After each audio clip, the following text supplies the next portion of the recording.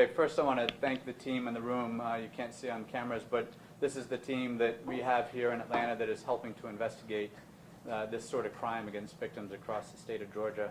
So thank you to the team and our federal, state, and local partners that are in the room as well.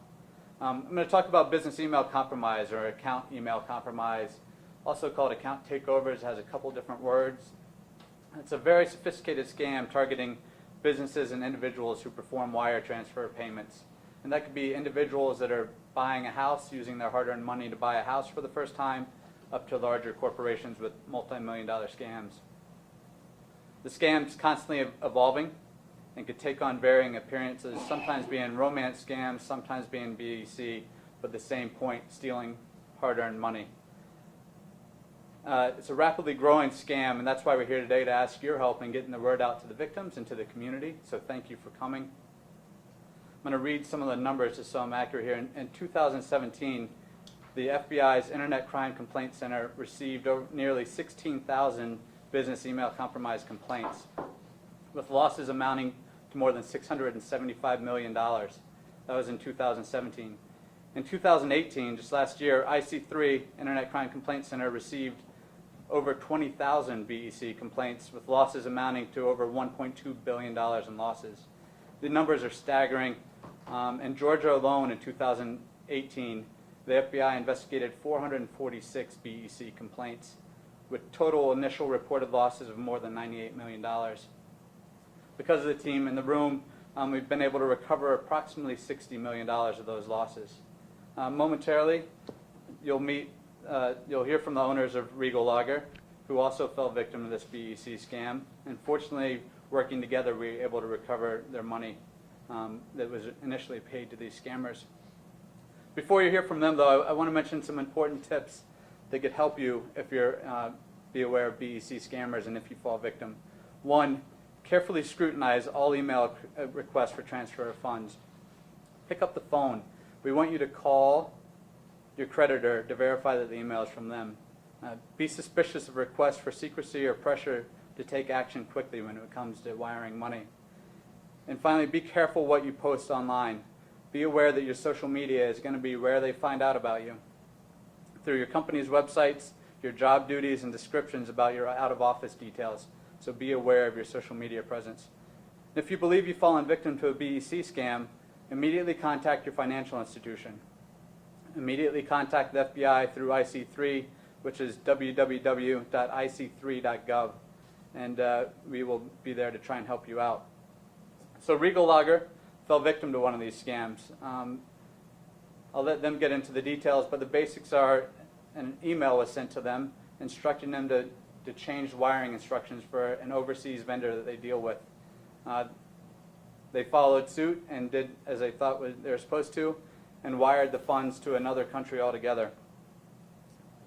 Luckily, they worked with us and notified us immediately, and we were able to help them. So without any further questions, I'll turn it over. I don't have any statement per se, but I'm willing to answer any questions that anybody might have. How'd you know that something wasn't right? Well, we got an email, and our director of finance, which was not Raj, he had just joined the company a week, had processed the wire, and that was on a Friday. And on Monday when we came in, we were discussing the wire payment and realized we did not make the change. And in that, the email that was sent to our director of finance was not from my husband. It was from somebody else, trying to be my husband. But everything was there. So that's how we found out. And we immediately called our bank, and then we immediately called the FBI. How much money are we talking about? $216,000 and some change. So that's a lot of money. I mean, what was the potential impact had, It would have been $250,000? It would have been very serious for us. We're a small business. This was a full container of high chairs that was coming from Europe for us. We would have lost a great deal of sales. That's $216,000 our cost, but revenue, it would have been dramatic for us. I mean, is that a potential put her out of business, or, I mean, I don't know how large. I don't think it but would have, that's I don't think it would have put us out of business because we have a good relationship with our bank, but it would have been serious. It would have hurt us a lot. What does it feel like, knowing that, I mean, Well, I've never been victimized before, and it was, we all felt taken, we all felt dirty somehow, or what had we done wrong? It was not a good feeling at all.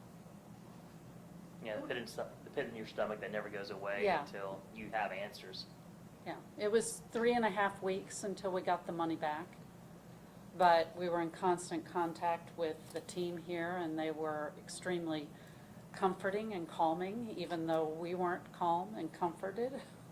You know, it's a lot of money. So, but we had a lot of things that we needed to institute and make changes in our processes so that this would never happen again. why are you coming, I mean, look, we appreciate you speaking Yeah. and putting this out there. Not all crime victims are as eager to speak publicly about it, because, you know, it doesn't look great, but, No. I mean, clearly there's a reason you came forward. I mean, why is it that you wanted to speak publicly about it? I don't want anybody else to have to deal with this. And it's happening, as you heard from the numbers, it's happening way too often. And all of us think that we're smart. We thought we were smart, and we weren't. We got caught. These people are very, very capable, unfortunately. They obviously had been monitoring our emails unbeknownst to us, and spoke and typed in a way that we believed it. What are you doing differently now? We do not authorize any wires via email. It's all verbal. Any changes have to have dual communication with people. We've set in a whole bunch of other technical things that I'm not, as Raj can speak to that a little bit more. But we've done a number of things in terms of our wires, changing our password on our systems, our networks. I change mine every 3 weeks. It's multiple, it's random. I hate it, but I do it. Just to make sure. I don't want to fall victim again. Luann, I am maybe the only one in the room who doesn't exactly understand what happened in the scam. What did the scammers do while posing as your husband? We had an invoice from one of our suppliers that they knew that we owed them $216,000. So posing as them, they posed to my husband, faking that they said you need to change the wire instructions to this other bank account. How'd they find out you owed them I mean, how did the scammers find out you had a very specific dollar amount? They obviously found the invoice. I mean, did they?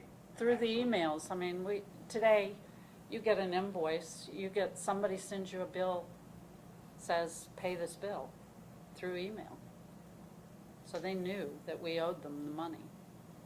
So did they have malware or something installed in your system, some sort of keystroke logger that was monitoring your communications inside? They definitely got into our mail server, so there was a lot of things that, there were security measures that you could take place, but by default, and when you actually move certain things, that they're not by default turned on. So we didn't have any traceability that where we can actually truly see when it happened. But from based off what we were actually seeing, there were rules and messages kind of sent in where they were able to monitor different recipients, and were able to pose the vernacular that they actually were typing out was exactly how, as we've communicated with these individuals for years, it mimicked them completely. So it didn't actually, nothing looked off. But in essence, yeah, they were in our emails. They were able to see when things were coming in, intercept it, and forward it on like no one's the wiser. So there's a lot of things, and one of the things we kind of implemented on that was we do authorizations for every time that someone requests a password now for emails, for anything, being able to log into any of our programs. We have dual authorization, so you get a text message on your phone that gives you the security code password that you have to type in to be able to gain access. So, some of the things that we actually did, we implemented was a lot of the stuff that we would have on our website, how that was in-house, we moved it off-site, so nothing was directly linked back to our data or our servers. Those kind of measures that we took kind of to protect ourselves. Can you tell us where the scammers were? We know. God, maybe, I mean, we know what you guys, We're still investigating where these exact scammers are. look, I know that running these kind of cases down can be very challenging. Yes. Tracking them back to the source. I mean, just looking at some of the numbers, obviously very pervasive. I mean, how do you get your arms around? I mean, we've covered cybercrime a long time. I mean, how do you get your arms around this kind of stuff? And that is part of our challenge. That's what the team in this room is trying to do, get our arms around this, but the numbers are staggering. I mean, it is a challenge across the U.S. Like I said earlier, our federal, state, and local partners are assisting, but it is certainly a challenge, and you'll see from the press release that comes out later the numbers of arrests and the countries that are affected as well. So 2 questions. Just to be clear, it appears that they logged on as Luann's husband, briefly took control of his email account and sent it, or was it a spoofed email? That's 1. And number 2, did anybody lose money in this particular transaction, like a bank or an insurance company? They did not just spoof my husband's account. There were multiple accounts that were spoofed within our organization. They are who they are, I don't know. But I'm getting phishing emails weekly, if not daily, in these various things. We've learned to identify them a little bit more. Voicemails that I don't get voicemails as emails or whatever it might be. Multiple things. Then we did not recover all of the money because there are multiple banks involved and exchange rates, but we got over the 200,000. So that's, I don't have the exact number. So they weren't actually logged on as your husband? No, they were not logged on as him, Couldn't still get his email. but it was a very convincing email. Yeah, these groups take time, and they are sophisticated and good at what they do.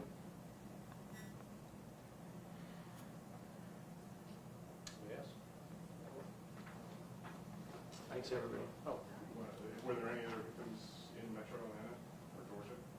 Yeah, from this particular group, I don't know if we could comment on that, but in Georgia alone in 2018, with our 446 investigations, we've had reported losses of over $98 million. So This is something like, the city of Griffin, I know, had some recently. Yes. Right? And this is the same kind of racket.